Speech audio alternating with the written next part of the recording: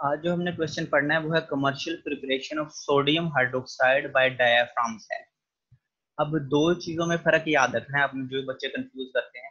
जो down cell है वो यूज होता है सोडियम की प्रिपरेशन के लिए, जबकि जो डायाफ्राम सेल है वो किसकी प्रिपरेशन के लिए यूज होता है, सोडियम हाइड्रोक्साइड की। तो आपने ये फर्क याद रखना। उसके बाद ब्राइन की डेफिनेशन है। ब्राइन किसको कहते हैं? Concentrated solution of NaCl is called brine. यानी ऐसी सॉल्यूशन जिसमें NaCl ज्यादा है और पानी कम है उसको कहते हैं unconcentrated solution. Concentrated solution of NaCl को हम कह देते हैं ब्राइन। अब ये सेल यूज होता है सोडियम हाइड्रोक्साइड की प्रिपरेशन के लिए। तो in industries sodium hydroxide is prepared by electrolysis of brine. यानी जो ब्राइन है NaCl है उसमें से करंट गुजारा जाएगा डायाफ्राम सेल में, जिसको हम नेल्सन सेल भी कह देते हैं। डायाफ्राम सेल को हम क्या कह देते हैं? नेल्सन सेल भी कह देते हैं।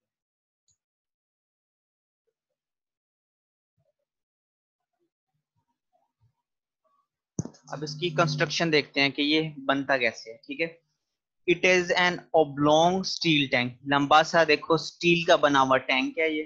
There is a U shape diaphragm in it which holds the salt solution. इसमें ये देखो ये यू शेप्ड एक डायफ्राम है जो कि साल्ट सोल्यूशन को होल्ड करती है। यू शेप डायफ्राम, ये एस्बेस्टस डायफ्राम आप देख रहे हो।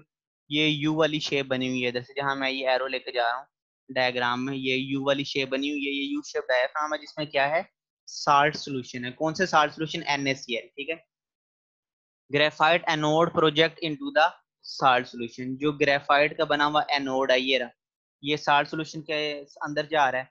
उसके बाद current of steam is pass through the cell. अब सेल में से ना भाप का एक लहर गुजारी जाती है ताकि साल्ट सॉल्यूशन को वार्म रखा जा सके और परफोरेशन को ओपन रखा जा सके। यानी इसके सुराखों को ओपन रखने के लिए उसमें से भाप गुजारी जाती है। ठीक है, cathode is made up of perforated steel internally lined with asbestos diaphragm. ये एस्बेस्टस एक केमिकल होता है उसके साथ जो कैथोड बना हुआ है। ठीक है, उसके बाद there is a special device which keeps the constant level of salt solution in the cell. अब एक स्पेशल डिवाइस है जो कि साल्ट सॉल्यूशन का लेवल कांस्टेंट रखती है, वो भी इसके अंदर मौजूद होती है। ये इसकी कंस्ट्रक्शन हो गई। वर्किंग, ये काम कैसे करता है? सबसे पहले हमने NaCl पढ़ा। NaCl को सेल के अंदर दाखिल करवाया जाएगा। ठीक है, नंबर दो, इसका कांस्टेंट लेवल मेंटेन रखा जाएगा। अब आपको पता है जब कोई रिएक्शन तभी होता है ना जब उसके रिएक्टेंट प्रोवाइड करते जाएं, यानी NaCl को ऐड करते जाएंगे और इसका कांस्टेंट लेवल मेंटेन रखना होगा, बार बार ऐड करना होगा, तभी प्रोडक्ट बनता रहेगा। फिर जब बिजली को गुजारेंगे तो आपको पता है NaCl टूट जाएगा, Cl2 अलहदा होकर ऊपर गुंबद की तरफ चला जाएगा जो कि एनोड का टॉप है, जबकि जो हाइड्रोजन है वो कैथोड पे चली जाएगी और एक पाइप के जरिए निकल जाएगी जहां से इसको कलेक्ट कर लेंगे। ठीक है, NaOH Aahista Aahista downward move करेगा और उसे कैच बेसिन में जमा कर लिया जाएगा जो कि डायफ्राम के नीचे है। इधर मैं आपको डायग्राम से दिखा देता हूँ। ये देखो इधर से NaOH निकलता जा रहा है ड्रॉप्स की फॉर्म में, नीचे कैच बेसिन में जमा होता जा रहा है। और जो भी हमने क्लोरीन पढ़ा, ये क्लोरीन ऊपर गुंबद से निकल जाएगी। ठीक है, नीचे ये NaOH बनता जा रहा है जिसको कैच बेसिन में हम जमा करते जा रहे हैं, यानी जो हमने प्रोडक्ट्स बनाने हैं वो नीचे जमा होते जा रहे हैं।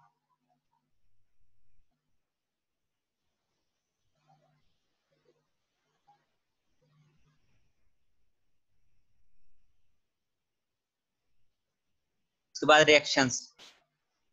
अब सबसे पहले हमने ब्राइन यूज किया तो उसका रिएक्शन देखो। ब्राइन क्या है?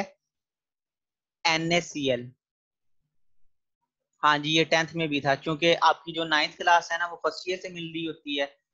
9th का कोर्स फर्स्ट ईयर से मिलता है और 10th का कोर्स थोड़ा बहुत सेकंड ईयर से मिल रहा होता है। ठीक है, 2NaCl। अब 2NaCl में से जब करंट गुजरेगा, ठीक है, वैसे तो NaCl अपनी हालत में रहता है, जब करंट गुजरेगा तो करंट क्या करेगा, यानी इलेक्ट्रोलिसिस इसको तोड़ देगी, 2Na पॉजिटिव बन जाएगा और 2Cl नेगेटिव बन जाएगा। फिर एनोड पे होती है ऑक्सीडेशन, जैसे कल हमने पढ़ा था। एनोड के ऊपर होती है ऑक्सीडेशन, यहाँ इलेक्ट्रॉन लूज होने होते हैं। तो किसके इलेक्ट्रॉन लूज होते हैं? जिसके ऊपर पहले ही माइनस हो, तो 2Cl negative, Cl2 plus 2E negative.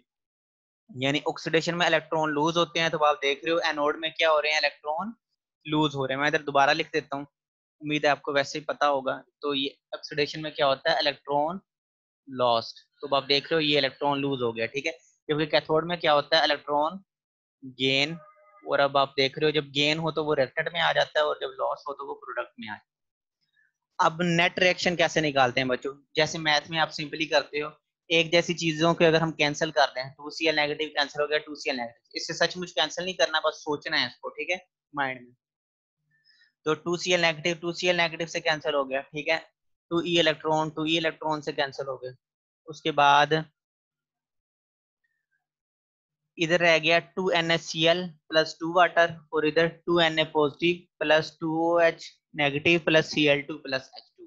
तो इस तरह हमारे पास ये ओवरऑल रिएक्शन आ जाए, एक जैसी वैल्यूज को कैंसिल आउट कर देंगे हम अपनी आसानी के लिए। सचमुच नहीं करना है, इसको माइंड में करना है, और नेट रिएक्शन में फिर जो बाकी वैल्यूज बची हैं वो आ जाए। तो इस रिएक्शन में क्या क्या हुआ, 2NaCl ने रिएक्ट किया 2 वाटर के साथ, और 2Na पॉजिटिव बन गया, 2OH नेगेटिव बन गया, Cl2 बन गया, और H2 बन गया। अब इधर सवाल पैदा होता है कि हमने तो NaOH बनाना था, तो NaOH किधर है। तो ये NaOH ही है बच्चों। 2Na पॉजिटिव 2OH नेगेटिव फौरन आपस में रिएक्ट करके क्या बना देंगे, 2NaOH बना देंगे, ठीक है। The overall result of this reaction is that brine loses its Cl negative ions। अब हमने देखा है ब्राइन अपना Cl negative ions लूज कर देता है, क्योंकि वो अलहदा हो जाता है, Na पॉजिटिव अलहदा और Cl नेगेटिव अलहदा। कैथोड कंपार्टमेंट में becomes increasingly alkaline। अब वो कह रहा है इसका जो Cl लूज हुआ था वो कैथोड कंपार्टमेंट में भी चला जाता है, और वो इंक्रीजिंगली एल्कलाइन हो जाता है, यानी उसकी नेचर बेसिक होती जाती है। बेसिक की पीएच ज्यादा होती है, कम पीएच ज्यादा होती जाती है, क्योंकि एल्कलाइन होती जाती है, बेसिक होती है।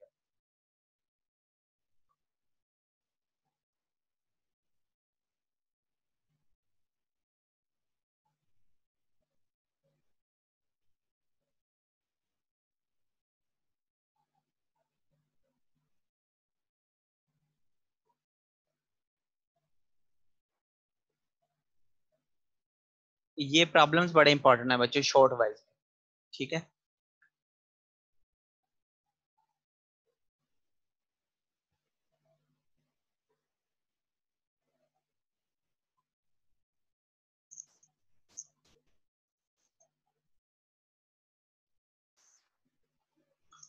प्रॉब्लम्स, टू प्रॉब्लम्स में अकर ड्यूरिंग द प्रोसेस। अब आपको पता है कोई भी हम जब काम करते हैं ना कोई मसला भी आ जाता है, ठीक है। जैसे आप लोग पढ़ाई करते हो तो आपको दिल नहीं करता, ये बीच में मसला आ जाता है, ठीक है। तो उन प्रॉब्लम्स के सॉल्यूशंस भी होते हैं कोई ना कोई। अब दो प्रॉब्लम्स आते हैं इस प्रोसेस के अंदर, फर्स्ट प्रॉब्लम और सेकंड प्रॉब्लम। फर्स्ट प्रॉब्लम क्या है, जो Cl नेगेटिव प्रोड्यूस हुआ है वो OH नेगेटिव आयंस के साथ रिएक्ट कर सकता है, और क्या बन सकता है, हाइपोक्लोराइड OCl नेगेटिव बन सकता है। क्या बन सकता है, OCl नेगेटिव। देखो जरा, Cl2 plus 2OH negative, OCl negative, Cl negative plus water. इस प्रॉब्लम, अब OCl नेगेटिव हमें नहीं चाहिए, ठीक है। अब कोई भी इंडस्ट्री में जब कोई काम कर रहा होता है, मिसाल के तौर पे ये सारी चीजें ना एक बिजनेस होती हैं, जैसे अब ये सेल है, ये सेल इंडस्ट्री में कोई यूज कर रहा है, उस इंडस्ट्री का मालिक क्या बनाने के लिए, सोडियम हाइड्रोक्साइड बनाने के लिए। तो उसे फायदा तब होगा जब सोडियम हाइड्रोक्साइड बनेगा, तभी जितना फायदा होगा वो लोगों को उनकी इनकम वगैरह देगा। अगर सोडियम हाइड्रोक्साइड की बजाय उसके रिएक्टेंट्स के साथ कोई और चीज बनना शुरू हो गई तो उसको तो नुकसान होगा, ठीक है। तो ये उसके लिए प्रॉब्लम हो जाएगी। तो इस प्रॉब्लम को वो कैसे दूर करेगा, this problem can be solve by using asbestos diaphragm. Asbestos एक मटेरियल होता है, उसकी बनी हुई डायाफ्राम जब वो यूज करेगा तो क्या होगा, ये दोनों सॉल्यूशंस को क्या रखेगी, सेपरेट रखेगी, दोनों सॉल्यूशंस को अलहदा रखेगी, यानी इनको आपस में मिलने नहीं देगी रिएक्शन के लिए। And allow sodium ions to move to cathode, और सोडियम आयंस को इजाजत दे देगी कि वो कैथोड की तरफ मूव कर जाएं। इस वजह से जो मूवमेंट ऑफ आयन है वो करंट को बहाती रहेगी एक्सटर्नल सर्किट से, यानी मूवमेंट ऑफ आयंस की वजह से करंट क्या होगा, वो बहता रहे। ठीक हो गया।